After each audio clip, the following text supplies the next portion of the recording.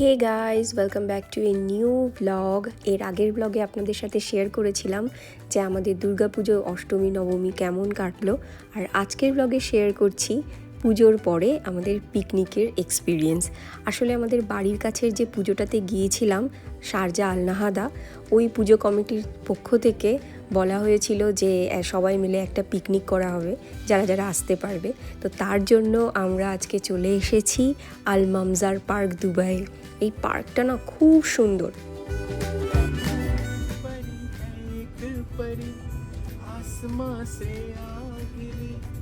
सामने मेरे खड़ी मुझे उससे प्यार हो गया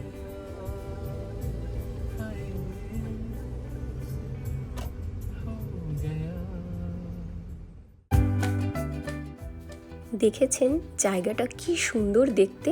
আর ওই দেখুন দূরে অনেকে জেট স্কি চালাচ্ছে, আর ওই পাশে যে বিল্ডিংগুলো দেখা যাচ্ছে ওটা কিন্তু শারজা। এই জায়গাটা এমনই, এক পাশে শারজা আর এক পাশে দুবাই।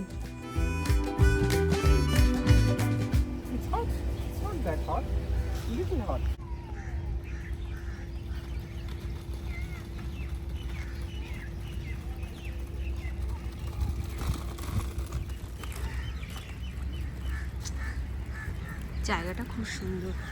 আমাদের পিকনিকের টাইমিংটা ছিল ওই দুপুরবেলা লাঞ্চের জাস্ট আগেই, কেননা রান্নাবান্না কিছুই এখানে করা হচ্ছে না, সব বাইরে থেকেই করে আনা হবে। আমরা জাস্ট এখানে লাঞ্চ করব, তারপর কিছুক্ষণ গল্পগুজব হবে, আর তারপর সবাই চলে যাবে। ব্যাস, এখন আমাদের খাওয়া দাওয়া শুরু হয়ে গেছে। আর মেনুতে অনেক কিছুই ছিল, মাছের মাথা দিয়ে ডাল, কাতলা মাছের ঝোল, মাটন, কিন্তু কিছুই আমি অত ক্যাপচার করিনি। শুধু ভাত আর মাছের মাথা দিয়ে যে মুগ ডালটা ছিল ওটাই ক্যাপচার করেছি, বাকি খাওয়ার সময় আর ভিডিও করা হয়নি।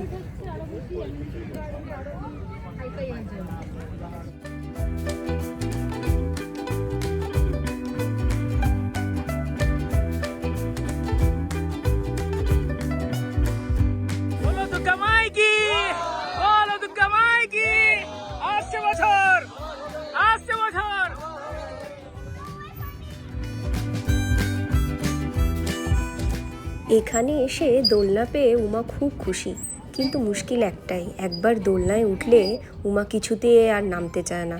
এখন যতটাই হাসছে, দোলনা থেকে নামার পরে ঠিক ততটাই কাঁদবে, কিছুতেই ও দোলনা থেকে নামবে না। সারা দিন যদি চড়তে পারে তো আরও ভালো হয়। এই যে আর একটু পরেই সানসেট হয়ে যাবে, আর আমাদেরও যাওয়ার সময় হয়ে গেছে। অলরেডি আমাদের পিকনিকে যারা যারা এসেছিল তাদের মধ্যে অনেকেই চলে গেছেন। আমরা আরেকটু ছিলাম যে উমা খানিকক্ষণ খেলাধুলা করুক, এখনও অনেকেই আছে। তবে এবার আমরাও বেরিয়ে যাব, আর বেশিক্ষণ বসবো না। তবে মুশকিল হলো উমা কিছুতেই এই দোলনা থেকে নামতে চাইছে না। ওই যে দোলনা থেকে নামিয়ে দিয়েছি বলে দৌড়ে দূরে চলে গেছে আর কান্নাকাটি করছে, কিছুতেই সে এখান থেকে যাবে না, সে আরও দোলনা চড়বে। কিন্তু কিছু করার নেই, এখন তো যেতেই হবে। ওই যে সৌরভ সবাইকে বাই বাই বলছে।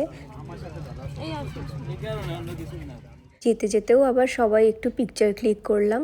আজকের ব্লগটা তবে এই পর্যন্তই, দেখা হবে খুব শীঘ্রই নতুন একটা ব্লগের সাথে।